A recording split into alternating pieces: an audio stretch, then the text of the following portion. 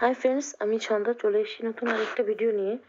এবছর আমাদের সোসাইটির প্রথম কালী পুজো ছিল, আর পুজোর অ্যারেঞ্জমেন্ট আমরা নিজেরাই করেছিলাম। ঠাকুমশাই আর ঠাকুমশাইয়ের সহযোগী বসে গেছেন পুজোতে। আমাদের পুজোর টাইমিং ছিল রাত 10টা থেকে। আমরা ভাবতে পারিনি যে এত লোক পুজোর জন্য উপোস থাকতে পারবে এত রাত পর্যন্ত, কিন্তু অনেক লোকে নির্জল উপবাস ছিল পুরো পুজোটার জন্য। আর পুজো শেষ হয়েছিল প্রায় 3টে নাগাদ, ততক্ষণ অবধি তারা নির্জল উপবাসই ছিল।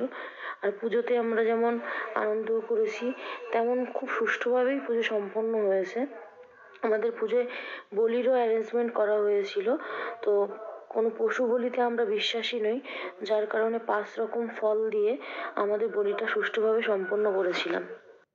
বলিতে দেওয়া হয়েছিল চাল কুমড়ো, কলা, পেঁপে, এই ধরনের শশা, এই ধরনের ফলমূল জাতীয় জিনিস, যাতে কারো কোনো ক্ষতি না হয়। যেহেতু পুজোর এটা একটা রেওয়াজ, তো সেটা আমাদের পালতেই হতো। তো তার কারণে আমরা কোনো পশু বা জীব হত্যা করার মধ্যে যাইনি। আমরা নর্মাল শাকসবজি দিয়েই যেটুকু পেরেছি আমাদের নিজেদের মতন করে বলিটা সম্পন্ন করেছিলাম। বলির পর 108টা বেলপাতার যজ্ঞেরও আয়োজন করা হয়েছিল, আর যজ্ঞটা খুব সুন্দর হয়েছিল। আর পুজো শেষ হওয়ার পরে রাত 3টের পর হঠাৎ করে সবার মনে হয়েছিল ঠাকুর দেখতে যাব। তখন আমরা বেরিয়ে পড়েছিলাম বারাসাতে ঠাকুর দেখার উদ্দেশ্যে। আমাদের প্রথম গন্তব্য ছিল নবপল্লী বয়েজ স্কুল। তো নবপল্লী বয়েজের যে প্যান্ডেল হচ্ছিল, ওটা পুজোর আগে, দুর্গাপুজোর আগের থেকেই হচ্ছিল, আমি জানতাম না। তো পরে দেখলাম যে সেটাই কালী পুজোর প্যান্ডেলে শেষ করা হয়েছে। এত বড় ছিল, কৈলাস পর্বত করা হয়েছিল যতদূর সম্ভব। আর সবাই এই রাত 3টের সময় এত ভিড় পাবো আমি সেটা আশাও করিনি। মানে এত ভিড় ছিল, না দেখলে বোঝার মতন না। মানে যে এত লোক, বারাসাতের যে আমাদের বাঙালিদের দুর্গাপুজো কালী পুজোর যে বিষয়গুলো রয়েছে, এত লোকের এত উৎসাহ ছিল, দেখে খুব ভালো লাগলো যে বাঙালিদের ঐতিহ্যগুলো কোনোদিন হারিয়ে যাবে না বা হারিয়ে যাওয়ার মতন না। এই যে পুজো পুজো আমাদের বাঙালিদের মধ্যে যে চলতে থাকে, এই জিনিসটাই খুব আনন্দের। সবাই মিলে ঠাকুর দেখতে যাওয়া, আনন্দ করা। তারপর চলে গেছিলাম কেএনসি রেজিমেন্টে। ওখানের প্যান্ডেলটাও খুব সুন্দর হয়েছিল, আর সেখানেও মোটামুটি ভিড় ভালোই ছিল।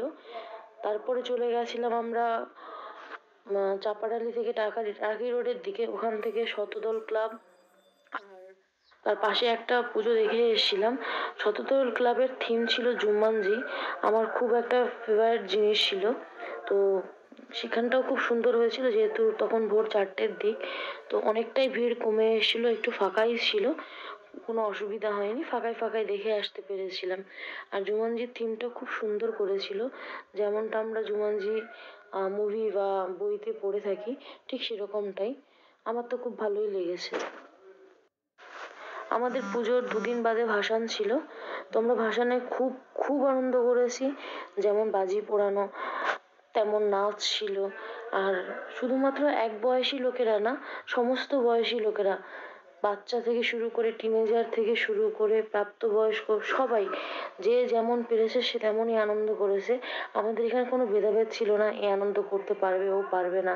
এখানে যে যেমন পেরেছে সবাই খুব মজা করেছে। বাচ্চারাও ছিল, যতটা পেরেছে। বাচ্চাদের রাস্তার মধ্যে খুব একটা অ্যালাউ করা হয়নি নাচার জন্য, কিন্তু আমাদের সোসাইটির ভিতরেই সব বাচ্চারা বাজি পোড়ানো, নাচ গান করা, সবাই খুব খুব খুব আনন্দ করেছে, যেটা না দেখলে বোঝার মতন না।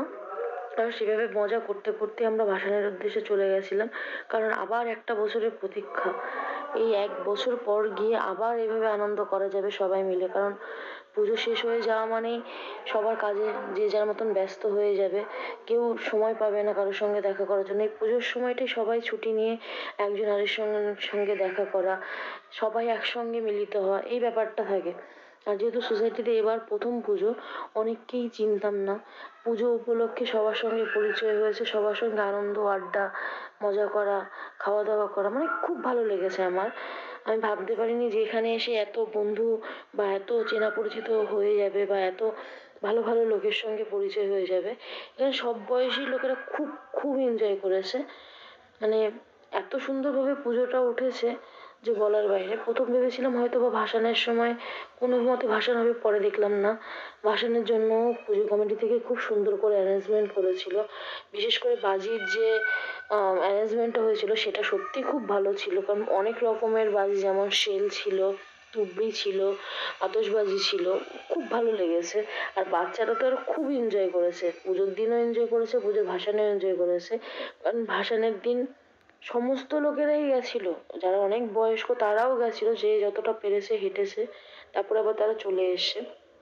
আর ভাসানটা দিতে অনেকটাই দূরে যাওয়া হয়েছে, তো তারপরেও যে এত লোক আমাদের সাথ দেবে, এটা মানে আমাদের আনএক্সপেক্টেড ছিল।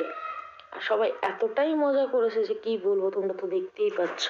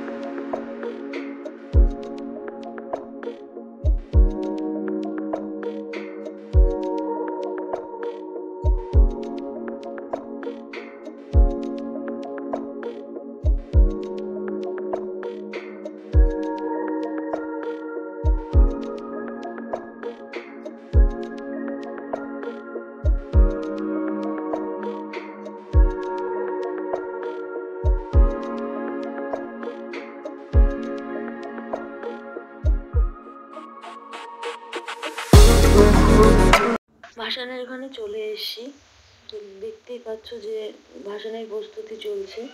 ঠাকুর ঘোরানো থেকে শুরু করে এবার ভাসান দেওয়ার প্রস্তুতি হচ্ছে। আর এখানে আমাদের দাদারা সব গানের তালে তালে নাচতে খুবই ব্যস্ত। দেখে আনন্দও লাগছে, কষ্টও লাগছে যে পুজো পুজো করতে করতে যে পুজোর ব্যাপারটা থাকে, পুজোর গন্ধটা যে বাতাসে থাকে, সেটা একদম শেষের পর্যায়ে।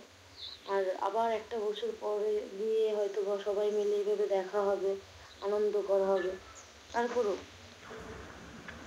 এটা ভেবেই আনন্দ লাগছে যে সব ঠিকঠাক করে হয়েছে।